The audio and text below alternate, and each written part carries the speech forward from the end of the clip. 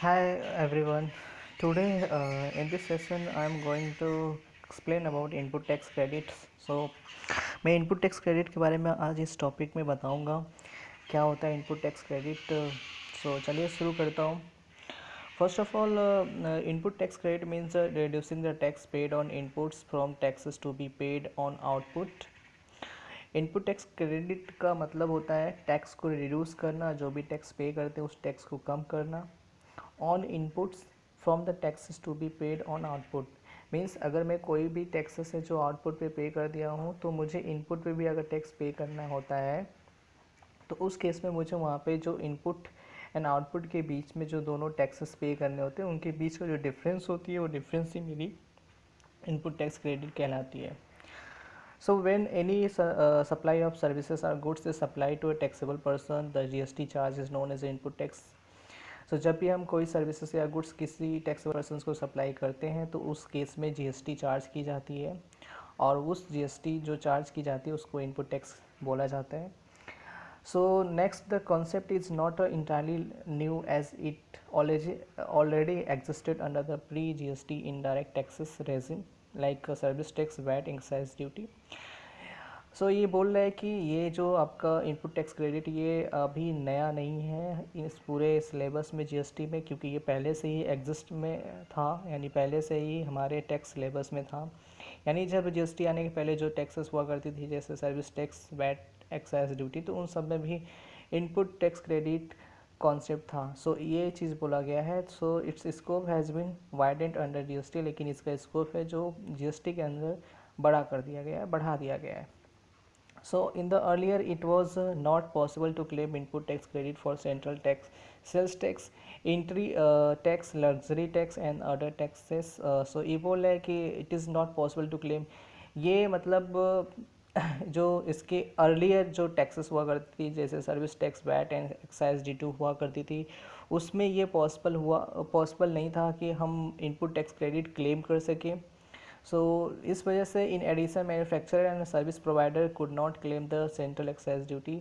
इस वजह से जो भी मैन्युफैक्चरर्स वगैरह होते थे, यानी जो सर्विस प्रोवाइडर हुआ करते थे, वो सेंट्रल एक्साइज ड्यूटी क्लेम नहीं कर पाते थे साथ में। तो ये मतलब पहले ये हुआ करता था कि इनपुट टैक्स क्रेडिट इन लोगों क्लेम नहीं कर पाते थे, यानी प्रोविज़न ऐसी थी ही नहीं प्रीवियस टैक्सेशन सिस्टम में कि वो अपनी इनपुट टैक्स क्रेडिट को अवेल कर सके। सो इस वजह से जीएसटी यहाँ पे लाया गया। जीएसटी में ये चीज़ें बताने के लिए कि जीएसटी में आप इनपुट टैक्स क्रेडिट अवेल कर सकते हो, बट उसके लिए कुछ कंडीशंस हैं। जैसे यहाँ पे लिखा गया है कि during the pre GST era cross credit of VAT against service tax, excise और vice versa was not allowed, ये अलाउड नहीं हुआ करता था। बट अंडर जीएसटी नाउ, अब जीएसटी में क्या हो गया है, since these taxes will be subsumed into one tax, यानी सारे टैक्सेस को मिला के, जैसे कि जो सर्विस टैक्स हुआ करती थी, एक्साइज हुआ करती थी, इन सबको मिला के केवल एक टैक्स बना दी गई है, that is called a GST. So there will not be restriction of setting of this input tax credit. इस वजह से अब इस इनपुट टैक्स क्रेडिट पे कोई भी रेस्ट्रिक्शंस नहीं है। क्लियर। अब यहाँ पे बोल रहा है कि क्या कंडीशंस हैं कि आप जीएसटी के अंदर इनपुट टैक्स क्रेडिट क्लेम कर सकते हैं। There are these are a condition, the condition to claim input tax credit under GST is very critical activity for the every business to settle the tax liability, क्योंकि ये बहुत ही critical situation है, बहुत ही नाजुक काम होती है, बहुत ही ये क्रिटिकल होती है कि हम में अपनी टैक्स लाइबिलिटी को बिजनेस के अंदर, हर एक बिजनेस के अंदर कैसे सेटल करना है, वो भी with the use of the input tax credit. Input tax credit, input tax credit can't be apply to all types of inputs, यानी इनपुट टैक्स क्रेडिट जो है हर तरह के इनपुट्स पे अप्लाई नहीं हो सकता।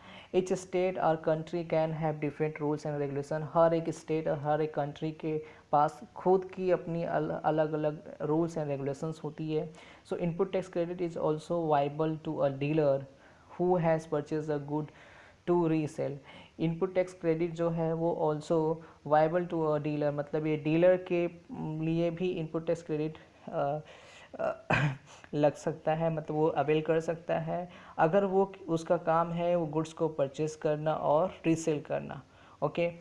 ना फिर बोला गया है यहाँ पे कि the tax is the backbone of GST, यानी जो ये टैक्स क्रेडिट होती है वो जीएसटी का एक तरह से बैकबोन बोल सकते हैं। And the for registered person is a major matter of concern, this is a major this is sorry this is majorly in the line with the pre-GST regime.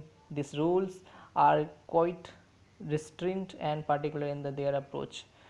सो ये बोला है कि जो टैक्स क्रेडिट है ये जीएसटी का एक तरह का बैकबोन है, एंड जो रजिस्टर्ड पर्सन है वो अधिकतर इसमें कंसर्न होते हैं और उनके पास ये राइट होती है वो कि टैक्स क्रेडिट अवेल कर सके।